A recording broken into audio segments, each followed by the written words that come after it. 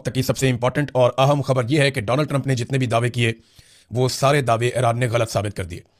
Iran ने मुस्तरद कर दिया है और बातचीत के ऊपर बिल्कुल भी कोई बाजू नहीं पकड़ा रहा। ईरान की जानिब से स्टेटमेंट क्या आया, उनकी फौज की जानिब से, उनके सदर की जानिब से, उनके पार्लियामेंटेरियंस की जानिब से, ये बहुत अहम है। और अमेरिकन इसके बारे में क्या सोच रहे हैं और ये सारा खेल क्या हो रहा है, क्या वजह है कि ईरान बिल्कुल भी बाजू नहीं पकड़ा रहा।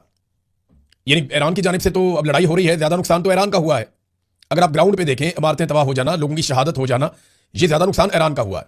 लेकिन तारीख के अंदर ज्यादा नुकसान इसराइल का और अमेरिका का हुआ है। और ईरान जंग जीतता हुआ महसूस हो रहा है अपने कम वसाइल के बावजूद। ईरान क्यों कोई स्टेटमेंट नहीं दे रहा, क्यों इस बात से दूर हट रहा है कि कोई मुज़ाकरात हो रहे हैं, वो अमेरिका पे एतबार नहीं कर पा रहा। और वो जानते हैं कि उन पर एक बड़े हमले की तैयारी की जा रही है और ईरान इस खित्ते से अमेरिका को अलविदा करना चाहता है हमेशा के लिए कि वो यहां से जाए। अब इस बारे में जो स्टेटमेंट्स हैं वो मैं आपके सामने रख देता हूं। एक तो जो सिनेरियो बन रहा है ना इन मुज़ाकरात से, वो ऐसा बन रहा है जैसा पाकिस्तान की एस्टेब्लिशमेंट ने इमरान खान के खिलाफ बनाया था कि जनाब हमने तो मौका दिया, हमने तो बातचीत की, हम तो आगे बढ़ते हैं, इमरान खान ही नहीं मानता, वो तो जनाब बहुत डटा हुआ है, वो तो पीछे हटने के लिए तैयार नहीं है, तो फिर भुगतो। ये इस किस्म का बयानिया ईरान के खिलाफ भी बनाने की कोशिश की जा रही है, जैसा कि हुज्जत तमाम की जाती है। इस किस्म का माहौल बनाया जा रहा है। अगर मुज़ाकरात होंगे तो इससे बेहतर तो कोई बात नहीं है ना। अल्टीमेटली तो एंड ऑफ द डे मुज़ाकरात ही होंगे, चीजें बेहतर हो जाएंगी। मगर ईरान में अक्सर लोग ये समझते हैं कि अमेरिका ईरान से कोई रब्ता नहीं कर रहा, ना ईरान का अमेरिका से कोई रब्ता है, बल्कि ये आपस में एक ढोंग रचा रहे हैं मुज़ाकरात का और एक खेल खेला जा रहा है। और कल को ये कहा जा सकता है कि हमने तो पूरी कोशिश की है। अब ईरान मानता ही नहीं है, ईरानी क़यादत को इस बात का इदराक ही नहीं है। उन्होंने अमन की ऑफर को ठुकरा दिया, हमारी कोशिशों पे पानी फेर दिया, लिहाजा अब जंगी वाहिद हल है अब इस मसले का। तो इस किस्म की बातें कल को की जा सकती हैं। अब ईरानी फौजी तर्जुमान का जो स्टेटमेंट है वो सबसे पहले मैं आपके सामने रखता हूं। यहां बहुत सारे अखबारात ने इसको छापा है, बहुत सारे इंटरनेशनल न्यूज़पेपर्स ने इसको छापा है।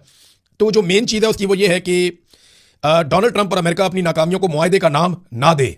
ये तो पहला स्टेटमेंट है उनका। क्या आप मुआहदे का नाम दे रहे हैं? ये तो आपकी नाकामियां हैं और आपकी शिकस्त है। ये डोनाल्ड ट्रंप को और अमेरिका को उन्होंने कहा। ईरान की मुसल्लह फौज ने अमेरिकी सदर ट्रंप की जानिब से मुज़ाकरात के दावे को मुकम्मल तौर पर मुस्तरद कर दिया और उसे हकीकत के मुनाफी करार दे दिया। लेफ्टिनेंट कर्नल इब्राहिम जुल्फिकारी ने अमेरिकी दावों पर तबसरा करते हुए कहा कि क्या अमेरिका के अंदरूनी इख्तलाफात इस हद तक बढ़ चुके हैं कि वो अब खुद से मुज़ाकरात कर रहा है, यानी अपने आप से मुज़ाकरात कर रहा है। अच्छा, एक और चीज़ जो ईरानी फौज के तर्जुमान ने कही वो ये कहा कि अमेरिकी अड्डों ने आपको क्या फ़ायदा दिया। ये बात उन्होंने अरब ममालिक से पूछा कि अमेरिकी अड्डों ने आपको क्या फ़ायदा दिया। अगर इसराइल आप पर हमला करेगा तो अमेरिका जवाबन एक गोली भी इसराइल के खिलाफ आपकी तरफ से नहीं चलाएगा। ये बड़ी इंपॉर्टेंट बात है। देखें अमेरिका के लिए प्रायोरिटी क्या है, अरब ममालिक है या इसराइल है। तो सादी सी बात यह है कि पहली प्रायोरिटी तो उनकी इसराइल है, बाद में अरब ममालिक आएंगे। जाए नाज़रीन, इस वीलॉग के आखिर में मैं आपको एक खबर देता हूं और ये आई है शुमाली कोरिया से। किम जोंग उन, उन्होंने एक स्टेटमेंट दिया अपनी पार्लियामेंट के इजलास में और उसने ये कहा कि हमारा काम बिल्कुल ठीक था, हम अमेरिका की चिकनी चपड़ी बातों में नहीं आए।